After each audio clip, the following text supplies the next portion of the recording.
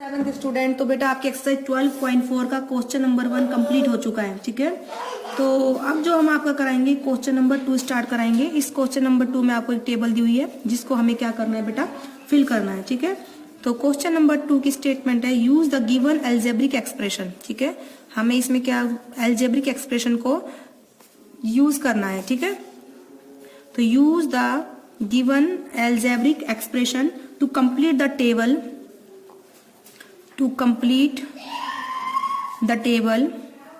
ठीक है, of number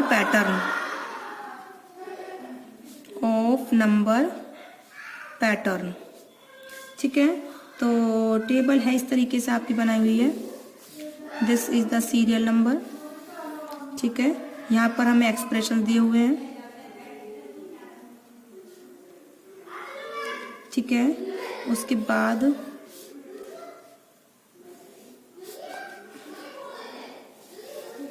terms दी हुई है यहाँ पर। ठीक है, यहाँ पर ये फर्स्ट टर्म है, सेकंड, थर्ड, फोर्थ, उसके बाद फिर आपकी 10th, फिर आपकी 100, ऐसे टर्म है। ठीक है, ये आपको इसमें टेबल में टर्म दी हुई है।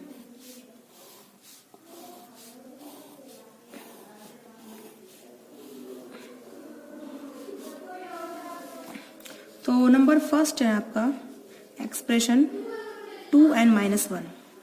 इसकी फर्स्ट टर्म 1 है, सेकंड टर्म 3 है, थर्ड टर्म 5 है, फोर्थ टर्म 7 है, तो और 10th टर्म इसकी 19 है। ठीक है, तो हमें इसकी कौन सी टर्म बतानी, 100 टर्म बतानी है। कौन सी टर्म बतानी बेटा, 100 टर्म।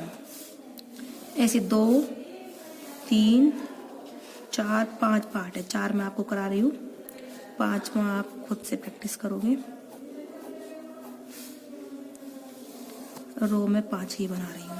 ठीक है, तो सॉल्यूशन फर्स्ट पार्ट का समझ में आया बेटा आपको क्या है। हमें ये टेबल दी हुई है, हमें यहाँ पर एक्सप्रेशन दिए हुए हैं। नंबर फर्स्ट एक्सप्रेशन है 2n-1, सेकेंड एक्सप्रेशन है 3n+2, थर्ड एक्सप्रेशन है 4n+1, फोर्थ एक्सप्रेशन है 7n+20, फिफ्थ एक्सप्रेशन है n²+1। ठीक है, इन एक्सप्रेशंस के अकॉर्डिंग हमें ये टेबल क्या करनी, कंप्लीट करनी है। फर्स्ट रो में हमें दे रखा है, फर्स्ट रो में फर्स्ट टर्म दे रखी है, second term, third term, fourth term और 10th टर्म। उसके बाद हमें 100 टर्म बतानी है। ठीक है, तो फ्रॉम द टेबल में दे रखा है हमको expression 2n-1। This is the expression given in the table. Okay, तो 100th टर्म के लिए हमें बतानी कितनी होगी। हमें क्या बतानी बेटा, 100वीं टर्म कौन सी होगी, कितनी होगी। ठीक है, तो यहाँ पर n की वैल्यू कितनी है, 100, क्योंकि हमें कौन सी टर्म बतानी है, 100th टर्म।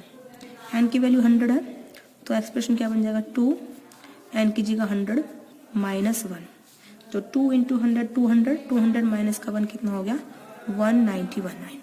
तो इसमें कितना आएगा बेटा, 191 हम फिल करेंगे, 199। इस तरीके से क्वेश्चन करना है। अब ऐसी जो सेकंड टेबल है, हमें उसमें फर्स्ट टर्म दे रखे 5, second term 8, third term 11, fourth term 14। Okay, हमें इसमें यहाँ पर फिफ्थ टर्म हो रहा है। ठीक है, फिफ्थ टर्म इसमें दे रखी है, हमको नहीं दे रखी, हमें बतानी है। पहले तो हमें दे रखी थी ऊपर 9, वो तो अब इसमें हमें बतानी फिफ्थ टर्म और हमें बतानी 100 टर्म, ये दोनों हमें बतानी है।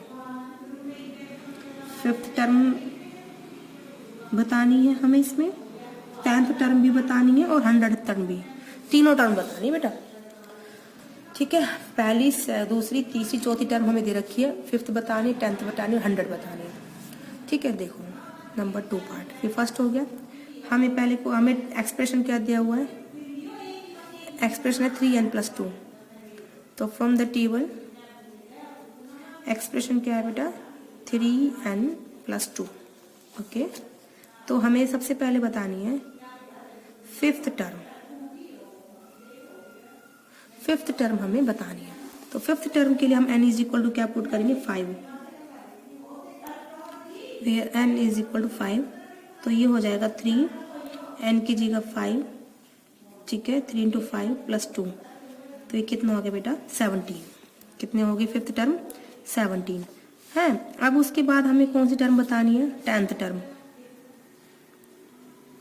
10th टर्म के लिए हम क्या पुट करेंगे, n इज इक्वल टू 10, तो ये हो जाएगा 3, n की जगह क्या पुट करोगे बेटा आप 10, 3 इंटू 10 प्लस 2, तो ये हो जाएगा 30 प्लस 2 कितना हो गया बेटा 32।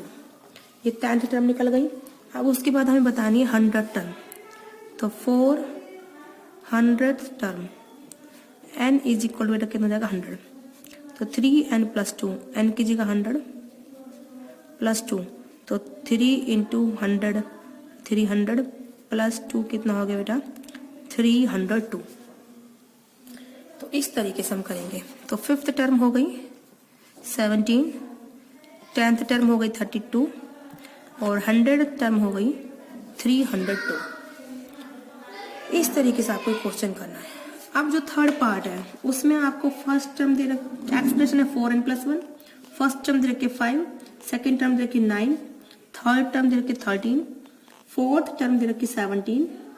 हमें इसमें फिफ्थ भी बतानी है, 10th भी बतानी है और 100th टर्म भी बतानी है। फिफ्थ, 10th और 100th मैं आपको ये वाला पार्ट और करा देती हूँ, फिर बाकी के 2 पार्ट आप खुद से प्रैक्टिस करेंगे। तो हमें पास एक्सप्रेशन है 4n प्लस 1। ओके, तो given expression is the 4n plus 1। एक सेकेंड बेटा, जस्ट अ मिनट, इधर देखो एक्सप्रेशन क्या गिवन है बेटा 4n प्लस 1 है ना। हमें बतानी है 4, पहले तो हमें बतानी फिफ्थ टर्म। फिफ्थ टर्म के लिए n इज इक्वल टू 5 हो जाएगा। तो एक्सप्रेशन की वैल्यू कितनी जाएगी 4, n की जगह 5 प्लस 1, 4 इंटू 5 20, 20 प्लस 1 कितना हो गया 21। इसके बाद हमें बतानी है 10th टर्म, ठीक है।